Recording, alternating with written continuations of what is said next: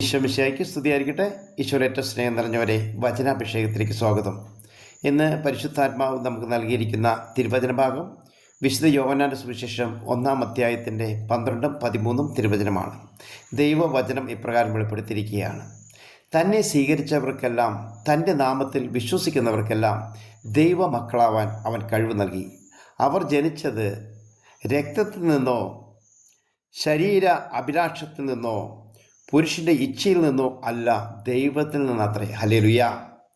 പ്രിയമുള്ളവരെ, ഇന്നേ ദിവസം നമ്മൾ തിരുവചനം ധ്യാനിക്കുമ്പോൾ നമുക്കറിയാം, ഈശോയെ സ്വീകരിച്ചവർക്കെല്ലാം, ഈശോയുടെ നാമത്തിൽ വിശ്വസിക്കുന്നവർക്കെല്ലാം ദൈവമക്കളാവാൻ ഈശോ കഴിവ് കൊടുത്തു.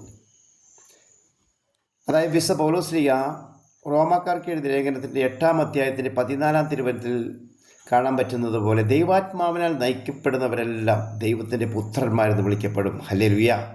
അപ്പോൾ ദൈവാത്മാവിനാൽ നയിക്കണമെങ്കിൽ ഈശോയെ സ്വീകരിക്കണം. ഓരോ പരിശുദ്ധ കുർബാനയിലും ഈശോയെ സ്വീകരിക്കണം. ഈശോയുടെ നാമത്തിൽ, യേശുവിൻ്റെ നാമത്തിൽ വിശ്വസിക്കണം. ഹല്ലേലൂയ. അങ്ങനെ വിശ്വസിക്കുമ്പോൾ അവർക്ക് ദൈവമക്കളാവാൻ കഴിവ് കൊടുക്കുകയാണ്.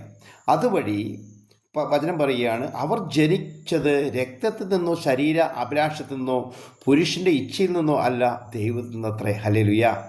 അതായത് വിശുദ്ധ യോഹന്നാന്റെ സുവിശേഷം 3-ാം അധ്യായത്തിൻ്റെ 16-17 തിരുവചനത്തിൽ കാണാൻ പറ്റുന്നത് ഇങ്ങനെയാണ്: എന്നാൽ അവനിൽ വിശ്വസിക്കുന്ന ഏവനും നശിച്ചു പോകാതെ നിത്യജീവൻ പ്രാപിക്കുന്നതിനു വേണ്ടി തൻ്റെ ഏകജാതനെ നൽകാൻ തക്കവിധം ദൈവം ലോകത്തെ അത്രമാത്രം സ്നേഹിച്ചു.